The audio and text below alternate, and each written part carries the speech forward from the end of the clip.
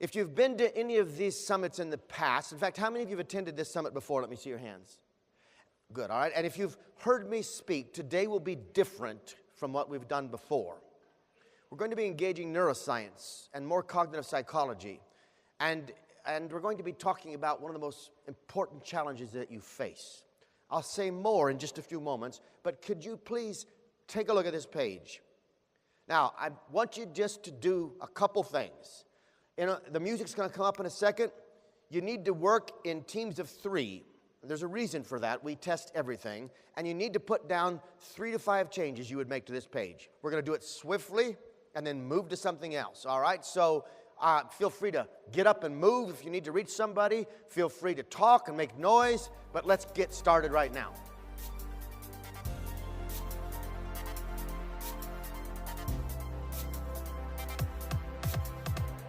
If I can have your attention back for a moment. What we've done together is we've raised a question that's caused you to start to develop sort of some actions, but beneath the actions is a hypothesis. And we may not always recognize that it's a hypothesis, but when you have a reason for the change, you're forming a hypothesis, and it could be explicit or implicit, but often when it's implicit, we haven't done the necessary science to shape it correctly. But before we have a hypothesis, we have to have some set of observations that guide how we're thinking. And to do that, we need to think more about the mind. You've heard me say for many years, it's not right, it's not the main task to optimize web pages. We optimize for the sequence of thought. So as you think about this page, I want to take you in a different place. We're not going to do what you might have seen before when we've opened some of these events. Instead, I want you to keep your thoughts. In fact, I'll just do this. I'm going to walk down here. As I do that, somebody on the front row, right, I recognize that guy. Here's the world's #1 authority on helping not-for-profits. Hi, Tim. This is Tim Kachuriak. All right, so how many of you, tell me one thing that you would change about the page, right in here. Go ahead. Now I'll come right back to you. Too many calls to action. Yes, sir. If it's a landing page, remove the navigation and unnecessary friction. I'm not using mic runners right now so I can keep my speed up, but I'll say out what I hear, all right? Somebody else. What other change would you make? Yes? The white text on the top is very hard to read. You're correct. Yes? Make travel insurance more dominant. Yes? The images don't fit the call to action. All right, so where's the group from Sweden? I know you're in here somewhere. Wave your hands at me. There's a large group from Sweden. I think 10 to 20 people that came. So give me some insights from the other side of the world. What's one thing you would change? Can someone, I can't hear it from here. Simplify it. All right. So take a look. Keep your thoughts in mind. We're going to come back to this later. But for now, I'm going to tell you that to get to the best answer, we need to go on a journey, and it's probably going to be a bit odd at first. I'll share with you some concepts, and I want you to see each of them and ask yourself, how are these connected? Because they're closely connected. And indeed, the only way I know in the short time that I have to deliver to you the richest possible experience, something you can take away, is to sort of approach this very differently than you might think. Because we're focused right now on a challenge that's much greater than many of us realize. We spoke last year about the marketer's blind spot. This year, we're inverting that conversation, and we're thinking about the challenge that we face inside of the prospect. And it is the prospect's perception gap that gives us the greatest challenge. So as you stare at the screen for a moment, I'll share with you the first object that we're going to look at later, and ask yourself, what is the connection between these particular concepts? So that's the first one. Take a look at that and say, how would that possibly connect to this? If you're you know, you have a Lego on the table in front of you. We're also going to provide a beetle for each person here, too. Just a little something extra we do for you. And then notice, some of you are relieved to see there's beer involved. And a Lego. And finally this. Now, the truth is, between each of these is a rich connection that can help us understand something about how the brain works, how the mind processes.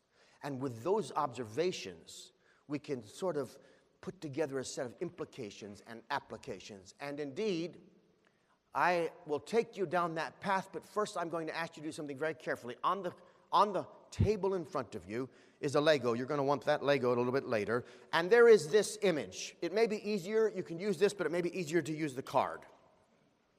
You need to stare at that top dot for at least 30 seconds.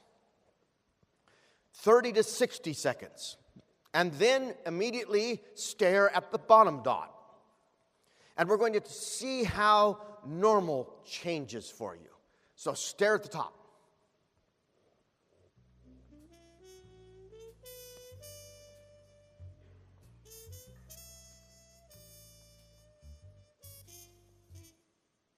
Yesterday, all my troubles seemed so far away. When you stare at the bottom, some of you will notice a change. Can anybody tell me what the change is? Yes. Yes. Say it out loud again. Yes, the color changes. What's going on here? Because it's important that we realize what you see after staring at the dot, based on the frame of reference you began with, it changes the way reality is perceived in the second set of illustrations, the dune or the mountains. Indeed, if you think about this a little bit more, and Biolaro developed this, he's credited on the card, but it helps us understand how the thing we focus on first can change the way we see the second thing. And the implications from that are phenomenal. Indeed, I want to use that as the basis to open up new territory for us to discuss together. And we're going to move through 6 points, beginning in observations, implications, and applications. The observations are going to take us into a deeper understanding of the mind. And then we want to look at the implications for marketing. And then we want to ask, how can we apply this tomorrow? How can we use this to make a difference? And so you'll notice this image on the screen is the controlling image. I'll guide you through this entire session, and that will be our frame of reference so you can understand where you're at in the spine of the delivery. Okay? Let's start by focusing on the first point. You'll notice it just animated. Reality, this is critical. And marketers, we make this mistake over and over again. We underestimate the importance of what you see right now. Reality is not directly or fully apprehended.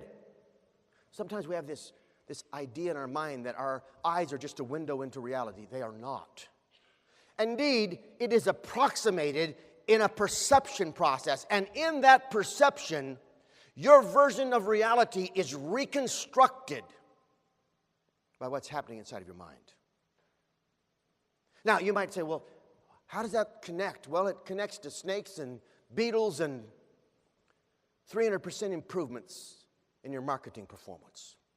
Let's unpack the first 2 points under Section 1, observations. And I'm going to stop that just a second. I want you to take your phone. If you got a phone in front of you, I want to use it. I'm not asking you to silence your phones. I figured you know that. I want you to look at the camera on your phone because we're going to compare that for just a moment. So if you have your phone, look at it. Do you know, how many of you know the megapixels on your phone? Who knows that number? 21. That's huge. That's better than my iPhone, I think. Anybody else? What's the megapixels on your phone? Some of you know? The average phone is about 12 megapixels. 16 over there.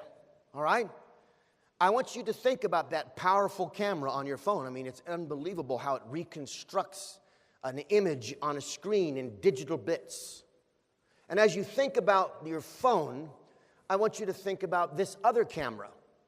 And I'm going to talk about it for just a moment. Your eye is also working much like that camera. It is processing, and it's processing with 130 megapixels, and it's processing information that moves into your brain, and your brain is like a vault of silence and darkness, and it cannot see anything. But in your brain, one-third of the cerebral cortex is being used to try and understand and process, and really it's generalizing what's taking place. In the meantime, this amazing camera right here, not only is it 130 megapixels, but it's processing 2 billion pieces of information per second. Not 2 million, 2 billion. And as it does so, it's reconstructing reality. And as we saw last year, this presentation is part of a trilogy that I've been planning over 3 years. The Blind Spot, if you didn't get it, someone can tell you where you can get it from last year and listen to it, because it connects to this. And we did an experiment with the eye last year, and in that what we noticed was that you don't really see everything that you think you see. Your eye takes in the light and it's reconstructed. And we found that there's a blind spot. Every human being has it at the ocular, at the connection point. And your mind, your brain fills it in. Now, hold to that thought and let me develop this just a bit further. Because despite the fact that you're processing 2 billion pieces of information per second, you're barely touching. You're barely grasping what's really going on. Do you see that tiny spectrum on the screen? I want you to notice in just a moment that it represents the part your eye can see, and all the rest is the part your eye cannot see. Indeed, we are only seeing a fraction of what's going on around us. We have this natural survival arrogance that makes us feel like we're directly perceiving that what we see is right. Have you ever argued with a friend and swore, "I did not say that"? And the other person says, "I heard you say that." Have you ever had that? You know, the more I've studied, the less I've been able to speak with such confidence, because I have discovered that I don't know, even for certain, many of the things that feel like certainty. That's scary to me, what's really going on around me. And if you get to the molecular level, it gets even more frightening. But let's stop for that for a moment. And I just want you to pick up the Lego on the table in front of you. I'm going to borrow this one. I want you to appreciate these Legos, because somebody ordered them on the plane on the way here, and it took $80 in a cab to pick up the box. And I sent my daughter, who's here. Casey, are you in the room? And see that beautiful blonde in the back? Hold your hand up, sweetheart. Hold it high. The only reason we're here today is because 30 years ago she let me start a research lab. We were just married, and we took a walk on the beach, and I said, "There's this amazing opportunity." And I tried to explain what the internet was, but no one knew. No one had heard of it. It was in Unix. There was no websites. And I said to her that day, I said, "You know, it's not that it's going to be a phenomenon that could be transactions and banking and media, but it could become the world's greatest behavioral research laboratory." Now, she had more foresight than the professors at Cambridge or at Oxford, because I tried to get them to do a research project, and they wouldn't do it. But we walked on the beach in Florida, and you know, Malcolm Gladwell talks about turning points.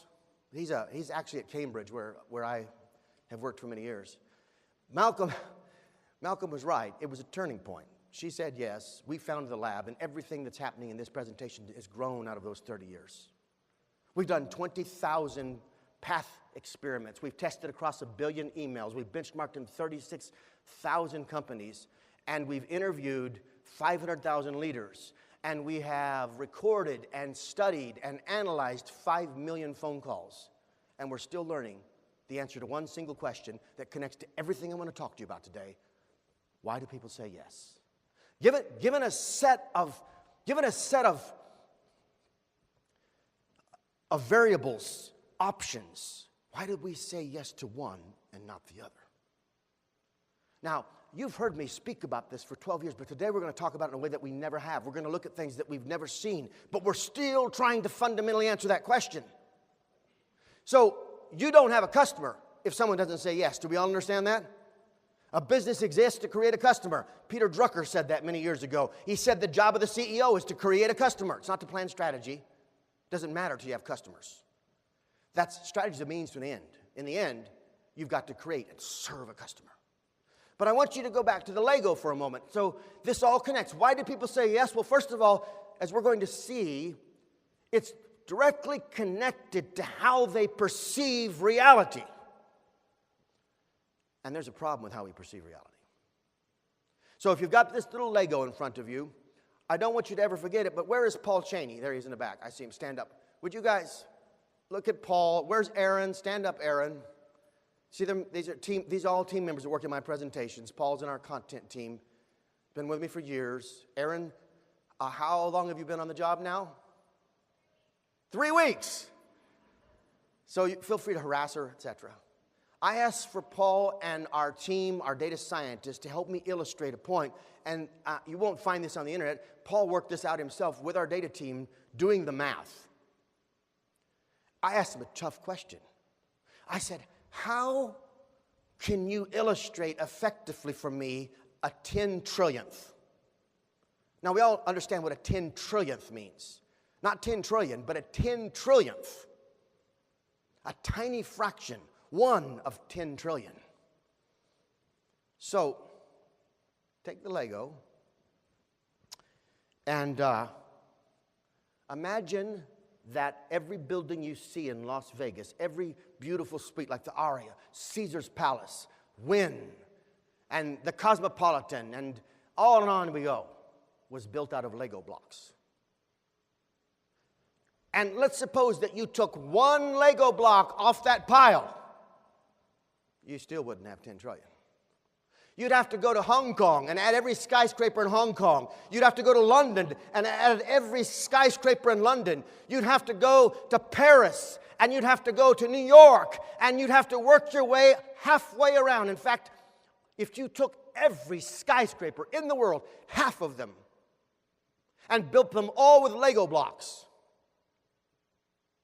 and you took 1 block off the pile, you'd have a 10 trillionth.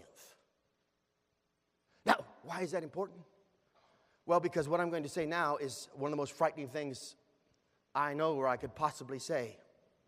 I don't know where this goes, but put it back in the building pile, all right? It's very different. Can you see me down here? Is it hard in the back to see me when I'm down here? Sometimes I need to walk in the aisle, but I prefer to be closer to you. Up on the platform, it's scary up there. But if you can see me, I'll stay down here more, if that's all right. All right, listen. Here's the frightening thing.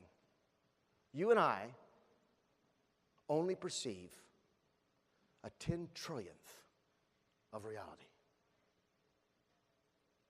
A 10 trillionth. What that leads to is an undeniable question. What else is going on that I don't perceive? Now, you might say, well, how does that work with marketing? Well, I'll remind you that point 1 is about observations. And I'm observing something about the mind that's critical to understanding the implications for marketing. But I'll tell you one thing it says, and we'll move on from philosophy in a moment. We're all far too certain of ourselves. Uncertainty reigns. We are incipient beings, limited. We are not ultimate. We cannot know all. We cannot be so sure. In fact, the real problem of philosophy or theology is to learn how to cope with uncertainty. Theology offers you a faith package.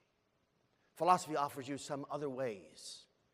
But either way, it takes a certain level of bravado just to live in a world where you can only perceive a fraction of what's happening and where you truly don't know what's going to happen the next day, the next moment. Now, we're going to move from that because as profound as the impact that might be in how we think about our entire life, we're here today to think about marketing. But I promise you, you can't begin to do your job right as a marketer to, first of all, you recognize your blind spot. That was last year. And secondly, you understand the perception gap that you've got to cope with when communicating to your prospect. So let's take it a step further. This is the Lego. 1,568 skyscrapers would be necessary to make this point. And you might say, but really? I mean, it sort of feels like, as a human being, we're the center of the universe. And I'm not saying we're not. But it feels like we're the center of the universe, and it feels like these things, the touch, smell, hearing, sight, each of these are sort of the end-all, be-all for understanding reality. But it's not true. It's not even true in the animal kingdom. How many of you know what this is? Well, if you don't know, you haven't missed out on much. But if you look at it very carefully, you'll notice the name is very apt. It's called a star-nosed mole. Now, I don't know how many people in this room, has anyone ever seen a star-nosed mole in real life? I'm glad nobody raised their hand. But if you look at the star-nosed mole, it has 22 fingers. Its brain is somatotopically organized to process data coming in through those 22 fingers, and it then casts it into a three-dimensional image. What is my point? It's using senses you don't have. It's perceiving another aspect of reality that you cannot perceive. And the star-nosed mole, using that sensory set, is able to see in 3D, a different kind of way. We could talk about the sonar of whales, but let's look at another piece of fascinating science. Many of you have seen the migration of birds, but scientists have been perplexed. They've been perplexed for years and years trying to understand, how do they know where to go? Have you ever wondered how do they get so far? Those are pigeons, and that is a race. How do pigeons find their way so well? Well, scientists recently discovered that pigeons have, and other birds, magnetite-based magnetoreceptors. You know what that means? They can sense the polarity of the earth, and they have a built-in compass. And that's what guides them. I make this point only to say you don't have an exclusive take on reality. And in fact, other parts of the animal kingdom see the world differently. The infrared sensing pit organs of a snake, you know, snakes are deaf. They can't hear anything. And you can't really count on their sight. First of all, they're low on the ground. But they have amazing infrared capability that allows them to see prey or danger. And by the way, there's a fascinating scientist named Eagleman who's building a vest that senses reality differently. And I have seen this in action. You put the vest on, and a blind person can identify objects wearing the vest. The researcher holds up the object. The blind person writes its name on the board. And by the receptors built into the vest, they're able to see, quote unquote. Science is working on adding more senses to our capabilities. So what does that mean for all of us? Well, it means that we need to firmly grasp the limitations that we have, or we'll never be able to overcome the challenges that we face. Let's look at the second point then. So we've talked about reality, that it's approximated, it's reconstructed. Now we need to understand something else. Value is derived, listen, this is very important, from a limited view of reality. And so it is appraised differently. Different people might see it and understand it in different ways. Now, these two observations form the foundation for what we need to talk about with regards to marketing and its implications. Believe it or not, they have everything to do with getting that page that you saw in the beginning to work better. We'll connect those dots in the second section, but for now, let me explain how this might work. I want you to watch this very closely.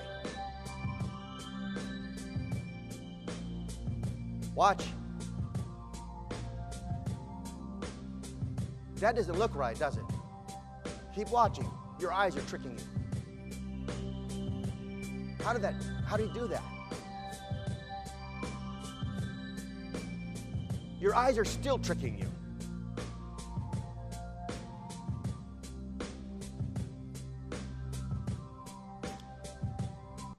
Jerry Andrus developed this. I'm going to show it to you again because many of you think, oh, I saw, in fact, I had a colleague from Harvard watch this with me, and he thought, oh, yeah, I see now because there's one side missing. He completely missed the point. If you watch it again with me, you're going to see something happening if you pay close attention. Your eye is fooling you. It will make that feel like right now you are not seeing what is really there. Your eye's filling in the dimensional space of that. And if you look the way he turned it, those sides don't even exist. Watch again. Now watch really closely. Watch this. Look. That's not possible. Your eyes are fooling you. Now watch when he turns it. And your eyes are going to snap back and fool you again if you're like most people. Now you see, it's not there. See, it's not there. That side is not there. But as soon as he starts to pop it back, your eyes are going to fool you again. Your brain is doing what it's designed to do. Look.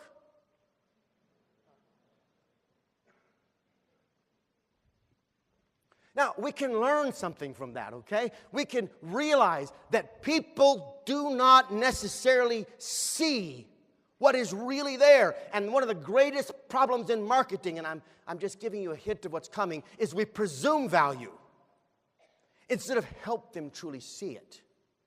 And that's why they're not responding to what we do. Stay with me and look at this next piece. Good question in Vegas. What is the value of this beer bottle? Now, I know that we have a lot of employees from my group here, and they were with some employees from another group here, and I know for a fact that they didn't sleep much last night, and the beer bottle was very important to this table right here. Go ahead, confess, all right? All right, and some of our team was out with them, and it's Vegas, and the beer bottle may be important to many people in Vegas, but it's more important actually to this. That's that scientific name is there, but it's the name that's most used. It's the Australian jewel beetle. It's very important to the biology of Australia, and I'm going to share with you a terrible problem. That beetle and its entire species, which is everywhere in Australia, was nearly wiped out. All because they misunderstood value.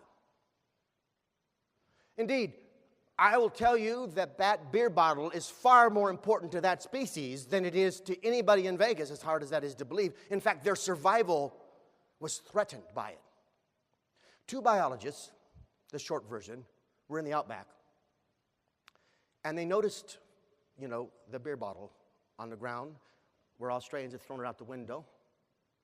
And they were doing studies, but they stopped and looked, and there was one of these beetles firmly attached to the back of that bottle, and you could pick it up and shake it, and he wouldn't leave. In fact, they were so fascinated, they took out 2 more and set them on the ground, and in a short order, 6 more beetles flew in and assaulted the bottle. Indeed, beetles were so determined to interact with that bottle that they observed while they clung to it fiercely, ants were attacking them, biting them. I don't mean to be crude, biting their genitalia. You got to be pretty seriously attached if that's going on and you're not doing anything. And the beetles still would not let go. Why? Why? It's so powerful. Those beetles had been inadvertently marketed to. It wasn't the intention, but they were fooled even. They thought that bottle was very important. Do you know why? Because the female of the species has some important characteristics. She is bigger and she is dimpled. And for the male, the bigger the better. Here's what you had: an entire species trying to mate with beer bottles all over the outback. Biologists did their best to it's a classic case of the bottle destroying a relationship.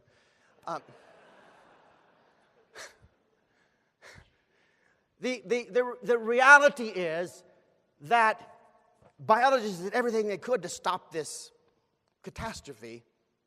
And when that didn't work, there was only one solution. What do you think it was? What is it? Yep, they changed the design of the beer bottles. And that's the only thing that saved the species. So what can we learn from that? We need to understand that this beetle placed extreme value on this beer bottle. Now, the value it placed was very different than the value my 22-year-old son on the third row here sitting next to Julio placed probably on it last night. But the reality is they both saw the same object and they perceived its value differently. Do you understand? And that's vital to the next point in just a moment. But I want to show you how the subtle changes of presentation can impact the very structure of the mind. And again, if you don't understand this, you'll never be able to take marketing to its next level. You'll never be able to cross the chasm between the results you have and the results that you want.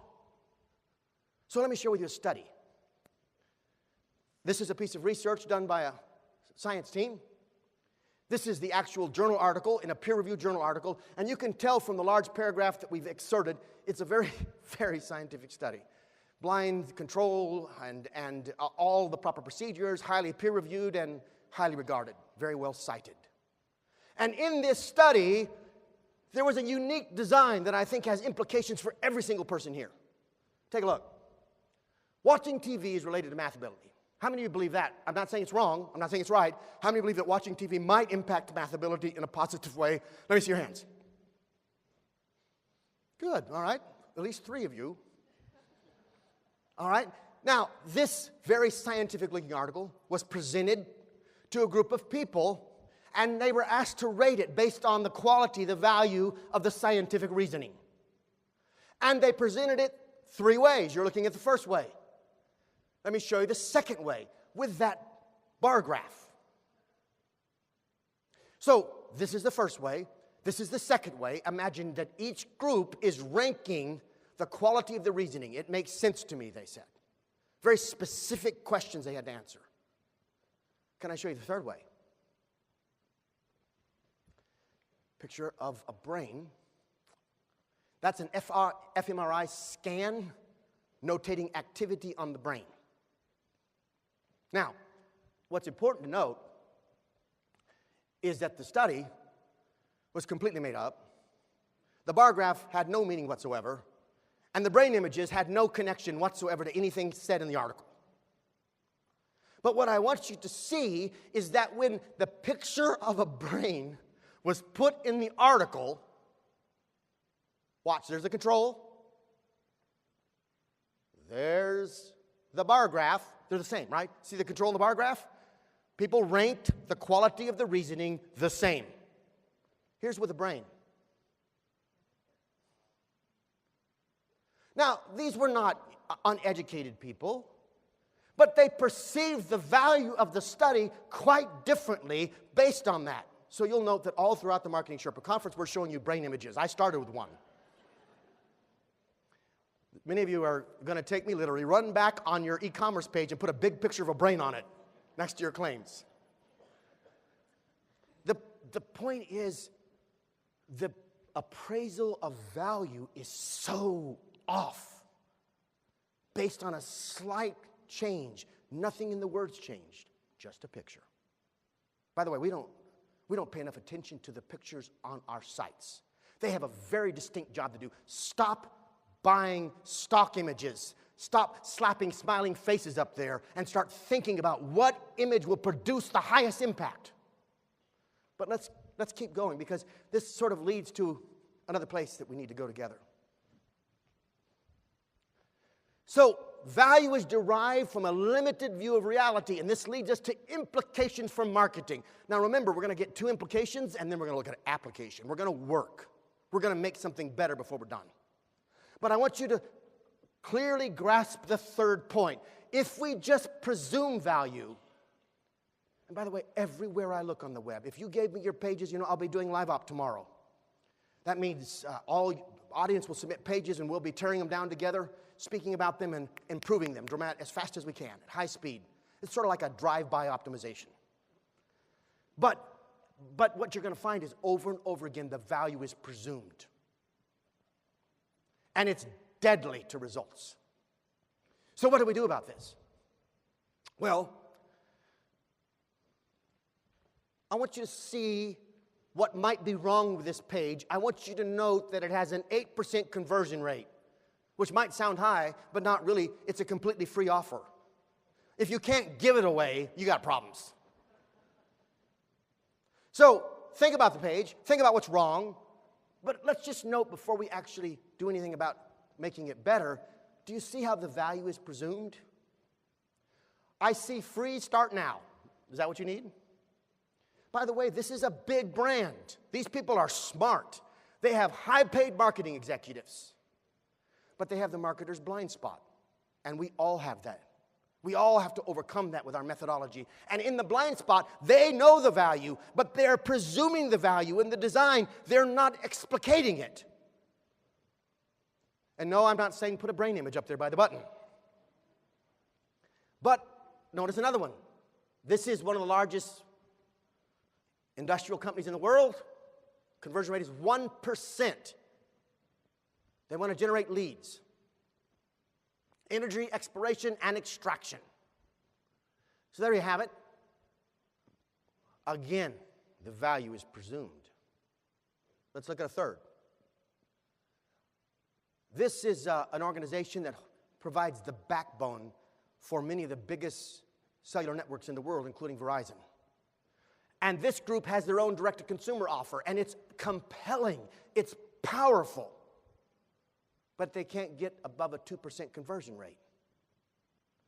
Here they're trying to talk about value, but they've confused talking about cost as if that was the value. Who cares that something is $20 a month until you want it? They've misunderstood the sequence of thought. You must create a problem first, and then you must provide a solution in the form of value, and then I care about your discount and your free shipping and all the rest. We got to figure out how to solve that. But to do that, we get to point 4. We must carefully guide the prospect's perception process. How do we manage the way they see, so to speak, our offer? And that brings us to some critical pieces. In a moment, we're going to talk about pure application. In a little bit, we're going to cash this all in with here's what to do. But for now, I want you to think about this problem that many of us are facing. All over this room, we have our offers out there, but we are not guiding their perception process. We are not carefully helping them see the value. And it's the number one reason nothing has a higher impact on conversion than the value. I mean, you say, what about the negatives, friction and anxiety? Have you seen people stand in line for 3 days to buy an iPhone? With lines wrapping around the block, sometimes a mile long? Would you say there's friction there? People are camping out so they don't lose their place in line. What could possibly possess them to go through this, standing in a rainstorm, camping in a line to get a phone? Their perception of value. So as you keep this in mind, I'm going to stop. We're going to work for a few minutes. This is very important. I want you to either pick a product that you represent or your company itself. If you're a service organization, it could be for your service organization itself, your group of services. If you're B2B, it's for your business this way. If you are B2C, it's for shopping in your store or a product line that's important. And I want you to write down what you believe to be the value proposition of your product. Now, we're going to do this in a group activity. In this case, you can pair up just with one other person. Both of you write it down, and then I need you to exchange the papers. So everybody's going to have to take a crack at this, okay? And then you share it with your friend, and then we're going to talk. All right, so go ahead.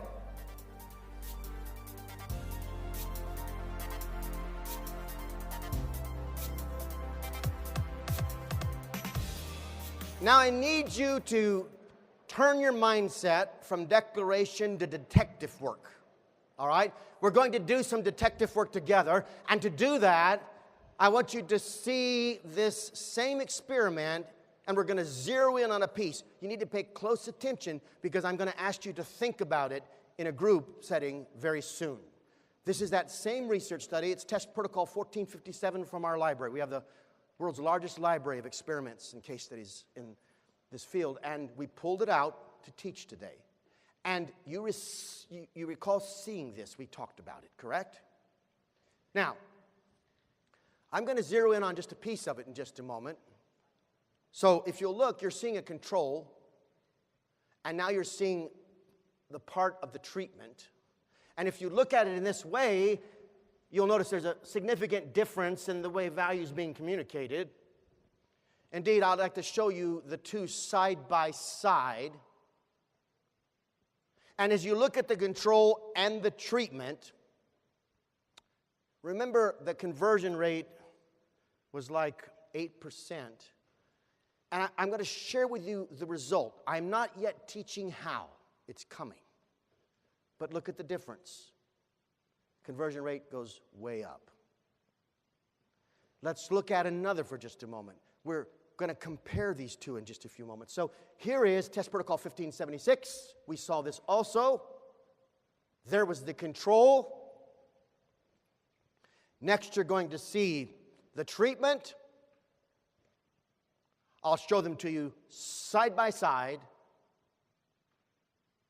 The difference is not that dramatic, but we are not fixing web pages. Are we all clear on that? We are operating at the level of the mind. We are operating on the thought sequence. We are doing a sort of scalpel work here. There's the control, there's the treatment, there's the difference. Now, that starts to help us understand a very simple point. That if we can somehow actualize value better, we can see a dramatic increase in our, what I always call in the lab, the yes rate. I think many of our words confuse us. Every cell is the consummation of a series of micro yeses that lead to the macro yes that allows me to become a customer. And the way you get the greatest result is to make certain that you get every micro yes. We try to work on the general conversion rate, bad problem, because we conflate all those tiny micro yeses and their significance. I mean, to come to this summit, you had many micro yeses before you had, it wasn't one yes. You had to agree to think about what you read. You had to give it attention. Then you had to continue to do so. And then you had to work through a process that included making payment. You probably went through 50 or more micro yeses to get to the decision to attend, to get it consummated in an exchange of value. So keep thinking, and notice now test protocol 1594. We talked about this one also. There it is. There's the control. There's the treatment. There are the two side by side. And here's the difference. Conversion rate goes from 2% to 9% for a 262% improvement. So all this business about the brain is not some abstract concept, and it's not designed, it's most definitely not designed to keep you entertained while I speak. Because entertaining you doesn't get a result in your life when you leave.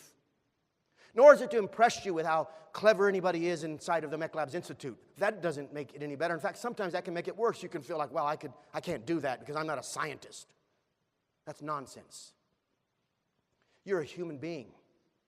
And because you're a human being, you can do this. And we'll explain more about it coming up.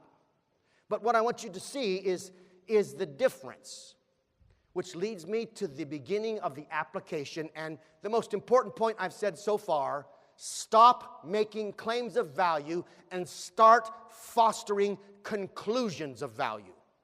There's a huge difference. Marketers are so confused. We run around doing declaration. We declare this, we declare that. We're the fastest, we're the best, we're the leading. People don't believe us. They don't perceive value from that. But explanation with statements like I'm going to teach you has the prospect draw a conclusion in their own mind which they owned, and your power, all of your equity in the world depends on that conclusion. Your business's equity doesn't exist on the balance sheet, it exists in the mind of your prospects. You say, how can that be? Well, let me give you an example. Anybody ever hear of Arthur Anderson? Where are they today? Gone. Overnight. The balance sheet didn't protect them when they had an extreme loss of equity in the mind. People stopped trusting them because of the connection to the Enron scandal, and overnight they're gone. Lehman Brothers. What put Lehman Brothers under? I was there. I was there when Bear Stearns went under. What put Lehman Brothers under and Bear Stearns under was not the balance sheet. Because if depositors had remained, they could have survived. It was people's perception that they could no longer be trusted that destroyed them. It was a conclusion, a change of the conclusions in the mindset. You've got to understand how to create those conclusions, how to foster them. You can't actually grab one like we try to do in marketing, pick out your audience, and then sling it into their head with a statement of declaration. They've got to add up to a conclusion based on critical pieces of information you share with them. So let's look at this very closely now. This is Test Protocol 1798. This is a company based in Colombia, but with a strong U.S. market. And what you're going to notice is a control, and it's a pretty good control. They're very good direct response marketers. They built several organizations before this one, and this page has a lot of things that are right about it. But it's still failing. Let me tell you something. I don't care how beautiful your page is. I don't even care how well it's designed or how good is the copy. If it doesn't foster the right conclusion, you still lose. So take a look for just a moment. There's the control and there's the treatment. So let's look at them side by side. Control, treatment. Now, they already had their highest performing page. They couldn't beat the page on the left. So all we were looking for is a slight increase, which would translate right to the bottom line based on the way their margin works. And the new page produces 34% higher revenue. Now hold on to that for a second, because you're going to look at it again in a second. But you're going to compare it to this page. This is the AMA in Canada. Sort of like the AAA in the US. Do you remember this page from the beginning? Remember you made some ideas about how you would improve it? Think about your ideas. I'm going to share with you a treatment. It is not the ultimate page. This is an iteration of multiple changes over time. But look at the treatment. There's the control and the treatment side by side. And something magical is happening here. You know, the thing about this is, I know it's science, but if you really think about it, everything magical in the world, if someone came from a time machine back from 200 BC and walked over and flipped a light switch on, would that seem like magic? Boom, light appears. If someone from 100 AD were to visit in a time machine and you put them in your car and race down the road at 70 miles an hour, would that seem like magic? They have no notion of a combustible engine. And indeed, I don't know if you know this, but when the automobile was first developed, scientists proclaimed that human beings could not survive at speeds over 30 miles an hour. It would just, our bodies would collapse under this amazing force. Now, what I'm trying to tell you is, behind all the magic in the world, maybe not all, but behind so much of what feels magical is the science. And to me, what I'm sharing with you next is magic. It's not a number. It's like changing a few words on the page with no real development lift in a few moments, and you see a 330% increase. And that, by the way, was revenue. Revenue went up 330% for their insurance product. How many of you would be settled if you leave here today and just get 100% lift? So the point is, it's like magic, but it's not. What's really happening is what we looked about in the first 2 points. Something in the mind. Something's happening in the brain. Something that changes the way value is perceived, and people respond to it differently. So then, I have the two side by side. Now comes the time for you to do detective work. We're going to break into groups. I'm going to give you a few extra minutes this time, because what you need to do is very important. In fact, let me look at my time. Okay. I have 3 hours left. It's going to be great. What you need to do is look at these two in a group of 3 or more and decide where is the commonality. This is the optimized versions, and there's something both sides of that screen have in common. What is it? What's going on in the nature of the copy? You follow me? So try to identify the pattern that you might see that's connected between the two. With that in mind, break into your group and let's go.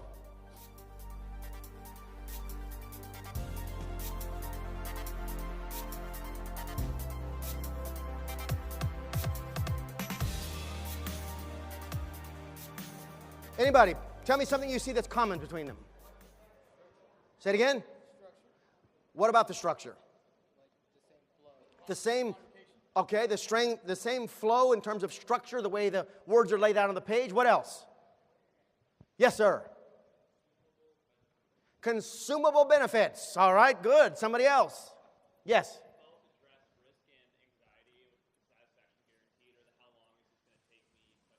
All right, so there's some addressing of risk and anxiety, which are on the negative side of the equation.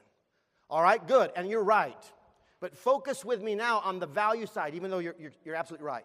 Focus on the value side. How is the value being communicated similarly? We're fostering a conclusion. Any technique you see taking place? Right over there. Both start with what you're going to get from the product. Very good. Yes. Yes, the very first word is an action verb. Very important. Somebody else. One more idea from someone. Right over there. Okay, that's one of the most important things said. Both use exact numbers to show the value. Now, I'm very limited. I mean, I wish the teacher in me wants hours to unpack all this and break it down so you can see it. There's so much more we could say if we had a long time. But the goal today is to give you something realistic that you can take back and use to get impact. You know, on Thursday, I'm teaching for 8 hours on website optimization. And you can, it's a full class, but if you want to get in it, you can. If not, and I'm not selling it, we don't, it's, I just believe, I want you to know these things. You may still be able to get into that class if you're able to, or you can get the online version of it. And it'll get into much more depth. But let's watch this for a second. And I want to share with you, this is an excerpt from my book, and which you can get here, but the point is, this is our explication of the value proposition. This is the product of 20,000 experiments. This is a heuristic that breaks down how to win in the mind as it relates to communicating the value proposition. And I'm going to just borrow a little bit of it right now to help you see something. So, we need to work through 2 key pieces. Would you all agree that no matter what you communicate about your value, if I don't understand it, it doesn't work? We all understand that, right? But what if I understand it, but I don't believe it? Does it work? It doesn't work. In fact, if you can think of these as multipliers, if clarity is 0, no matter how high the value is, let's call value 100. What is 0 times 100? So, if your value is 100, but I don't understand your value, you're still at 0. Many marketers are confident because they have that 100 in their mind, and they think, well, of course they're going to buy. But I don't understand the value, so you get 0. What about belief? This is our biggest challenge.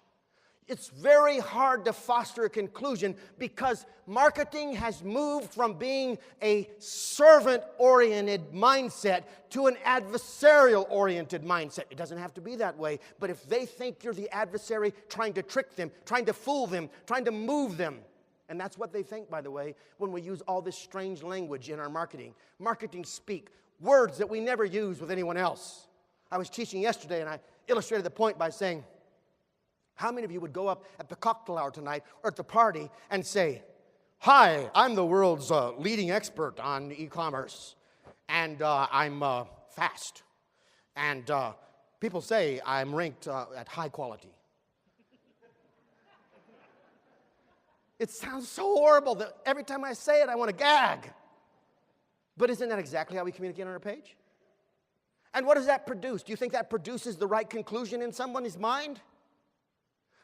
The more expert we become at marketing, the less we become in touch with what it means to be a consumer.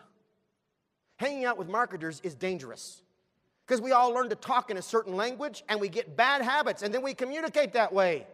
We showed, I mentioned this yesterday, we showed in 2 separate studies 1,000 marketers before and after test results, but first we just showed them the 2 pages. We didn't tell them which one was best, and we asked them to vote. In the first study, 72% of the marketers chose the wrong page. Now think, we talked about this for those of you that were in the class yesterday. You could do better flipping a coin. A trained monkey could probably beat that. So it didn't seem right, so we ran the study again, 1,000 marketers. First time, 72%. Get the number the next time, 74%.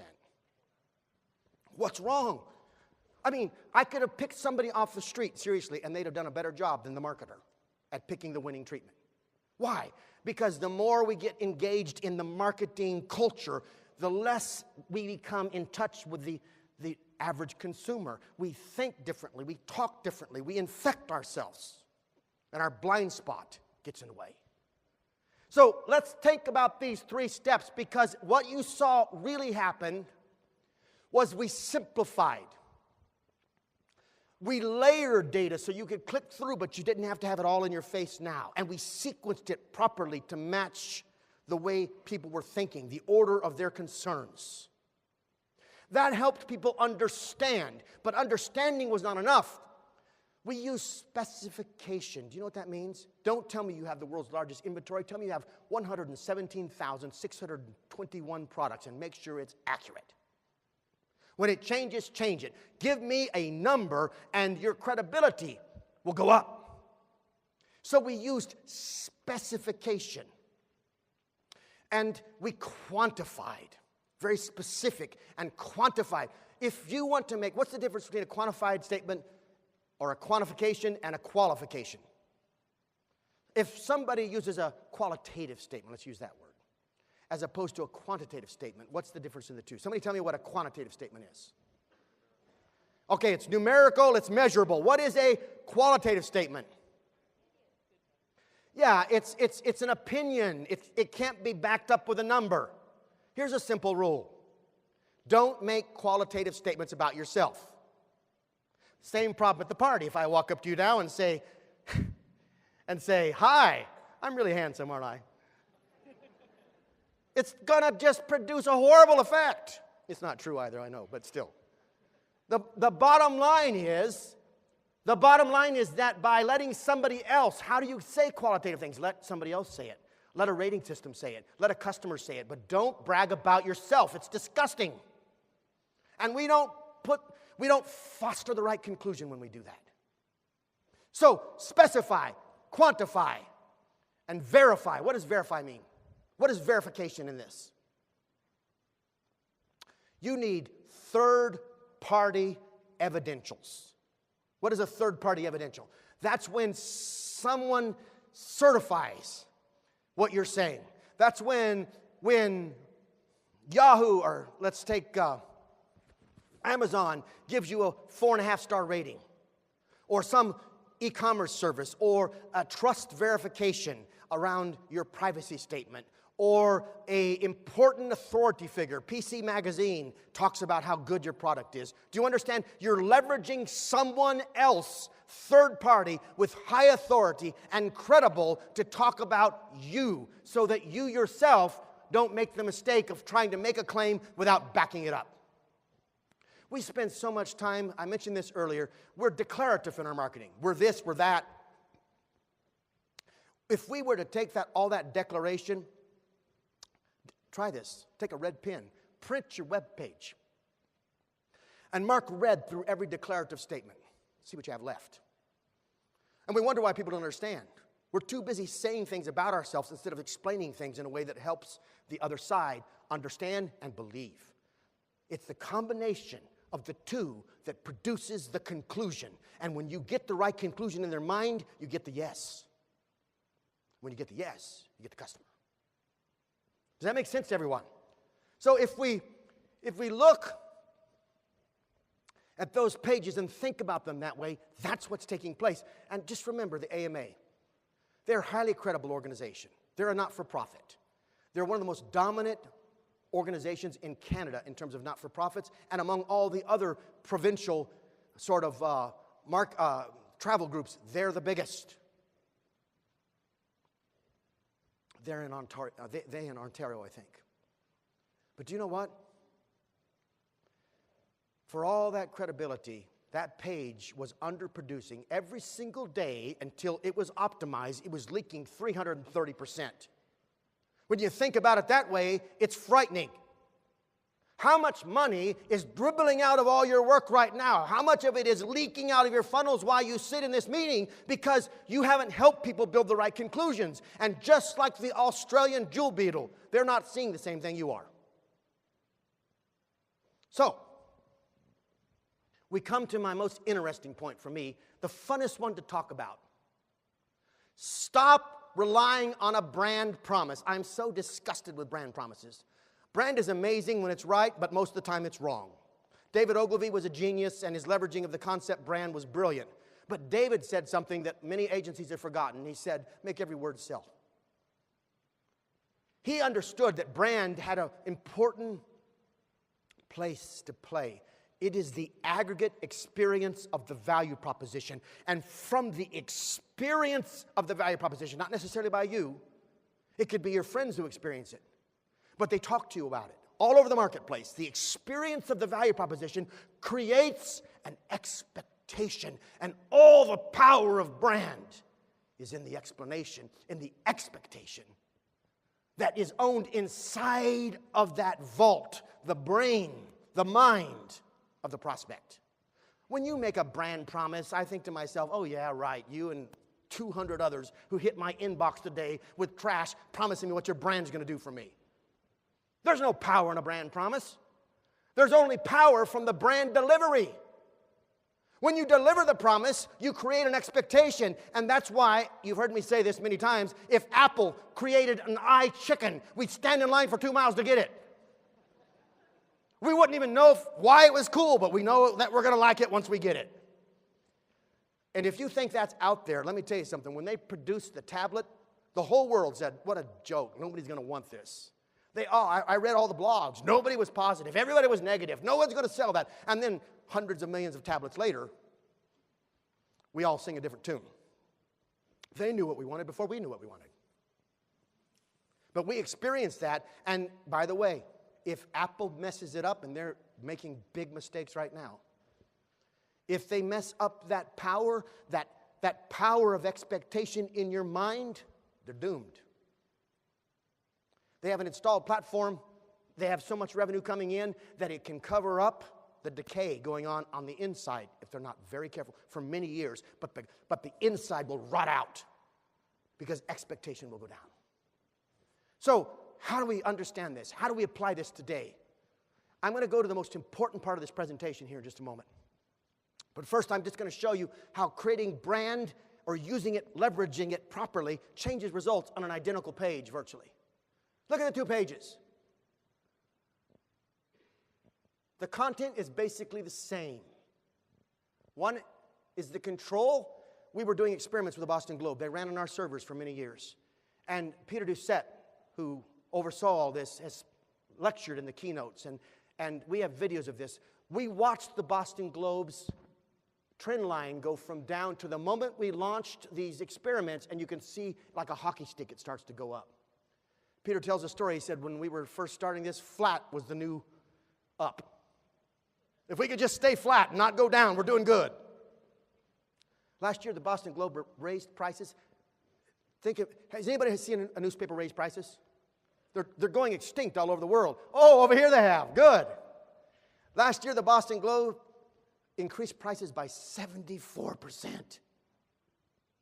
But in the beginning, they had some challenges. And this is the control, and this is the treatment, and I'm sharing them with you side by side. And all that I want to show you is the difference of putting that little brand on the top more dominantly. And it produces a 40% increase with no changes to the copy below. What's going on there? Suddenly the page has the power of the brand expectation leveraged against the copy, and it produces a different set of conclusions about the offer. Now, I'm going to share with you some things about this that are so exciting before we end. I'm watching my time. It is limited. I have 10 minutes and 47 seconds, 46, 45, and I've got to deliver the final payload to you, but I need you to move swiftly through, I think, the most important activity, and that will give me just a few minutes to share with you something pretty amazing. So here is the activity. I asked you to write down your value proposition. The first thing I want you to do is look at the value proposition that was placed in front of you and ask if it answers this question. If it doesn't, it's not working for you. So take your colleague's value proposition. We're going to rank it, and you're going to ask these questions. Did the answer that they placed to the question, what is your value proposition, form a reason? Could you put the word because in front of it? And then does your answer pass this 4-conclusion test? IC stands for ideal customer. Will the ideal customer conclude, I want it?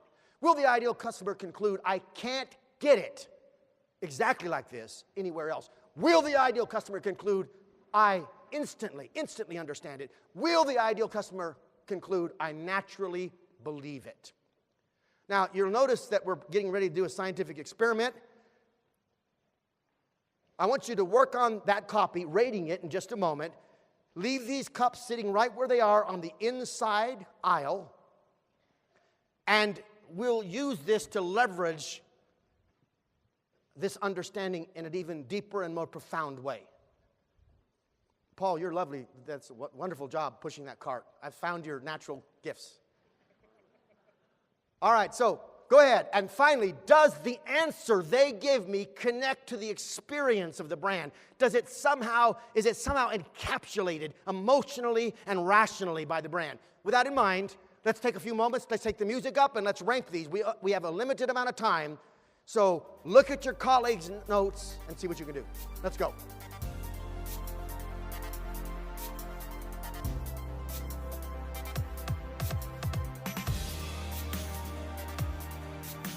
I know it's an embarrassing question, but how many of you looked at your colleague's value proposition as written on the piece of paper and it matched this criterion extremely well? Look around the room. Close. It should. Look around the room. This is the problem.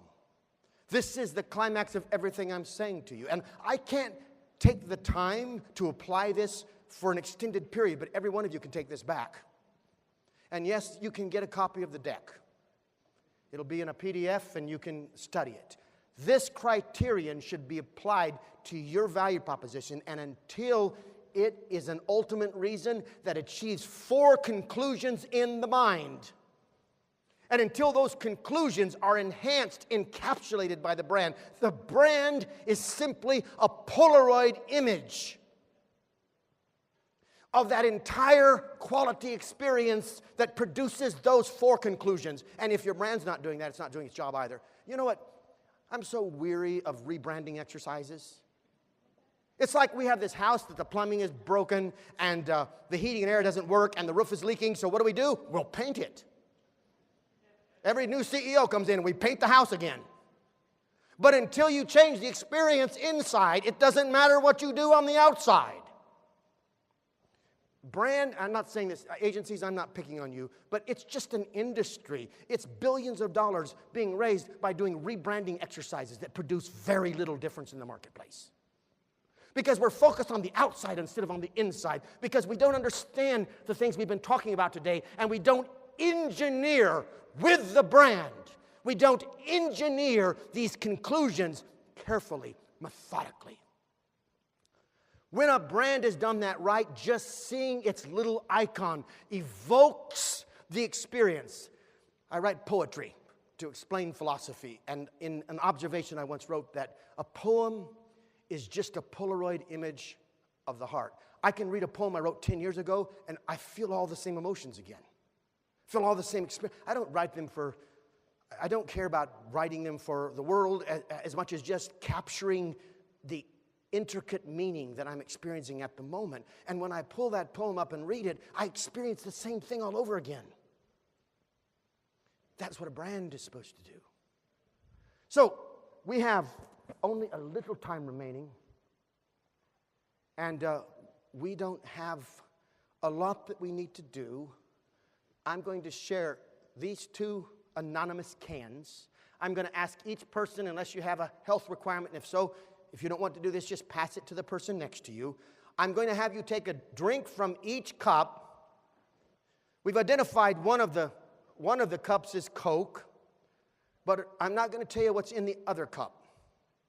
And I want you to tell me which one tastes the best, or which one do you prefer? Okay? So go ahead, because of our time, take your drinks right now.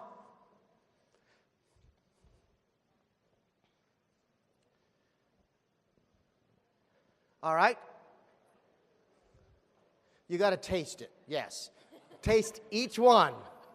All right? Taste each one. Did you taste it? Did everybody out here taste it? All right. Now, we're going to do a simple test here. All right? Those of you that favor the substance in the cup that isn't labeled, let me see your hands. Okay? Those of you that favored the substance in the cup that is labeled Coke, let me see your hands. Look around the room. Hold them up. Now, you have to vote for one, okay? All right, now look, hold them up high. Please hold them up high. That's for Coke. All right, now put them down. Hold your hands up if you liked the other cup. Okay, so I see 4 hands, and the rest are all the Coke cup. Okay, that's important.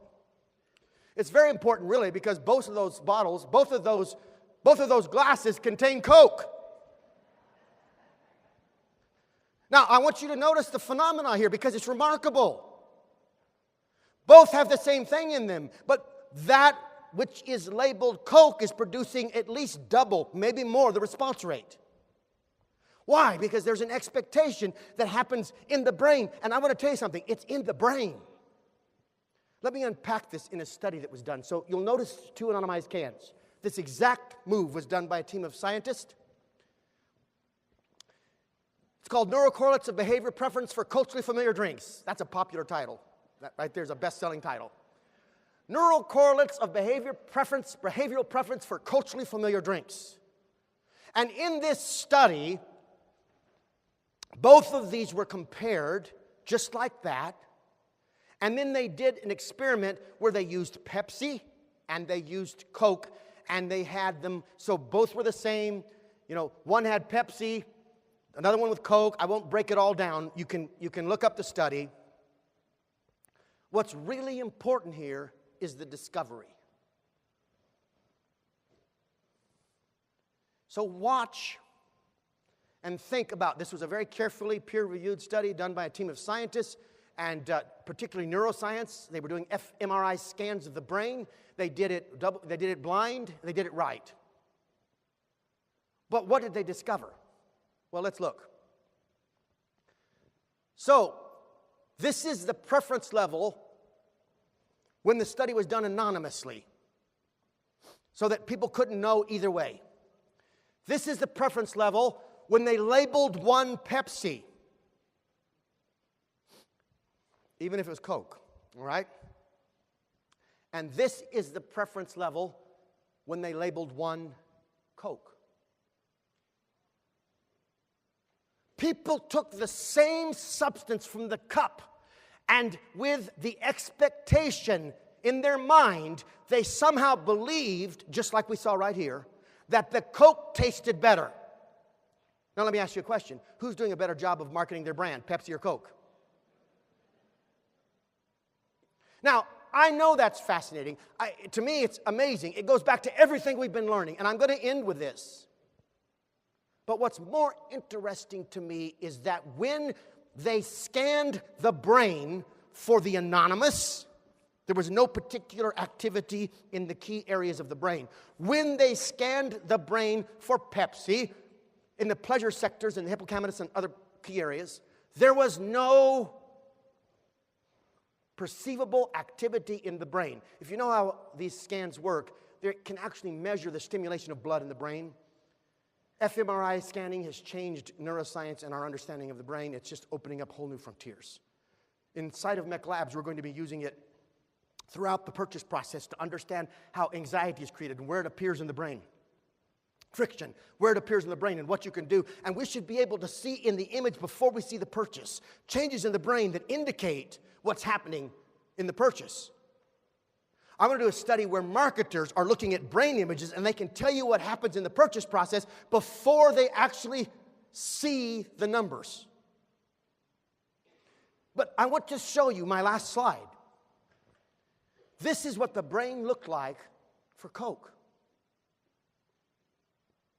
Now, it didn't look like that when they drank Coke not knowing it was Coke. But when they were told it was Coke, do you see all these areas lit up? The hippocampus and the DLPFC, these are pleasure areas. Look at all this activity going on in the mind. It literally changed what's happening in the brain itself. It wasn't just some fantasy belief. It did taste better. That's the important part. It did taste better when you knew it was Coke. Marketers, what does that say to you? See, we have a job to do. We have to understand brand is not about promises. It's about creating an expectation. And that's what's happened with this brand. And that's why Warren Buffett, I can't believe he's not here. I invited him, he just didn't come. That's why Warren Buffett invested in Coke stock. Literally, I remember when he did it. I was studying. Warren Buffett helped.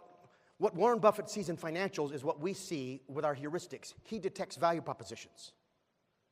I could break it down for you. I could show you the correlates. Very clearly, give him 5 years of financials, he can find a value proposition. But he's looking at the result, and we're looking at the cause. Now, I share that with you to say that Buffett invested in Coke because he said the balance sheet for Coke doesn't truly represent the power of the brand. This is a bargain, even if I pay market price. And it's one of his most powerful and rewarding investments. That and insurance. That's what happens in the brain. So marketers, stop making brand promises. Start fostering brand conclusions. You can learn more about that in the UF program. They've asked me to share with you, I know if you don't know this, we've teamed up with MECLABS to offer graduate degrees in this work you're seeing right now. And we're giving a scholarship away at the UF booth, which is just outside the main door, meaning if you win, at the end of this conference, we'll announce the winner, you'll be able to get the course free. In the meantime, so if you're interested in that, go see them, talk to them, and I'm done. Thank you very much.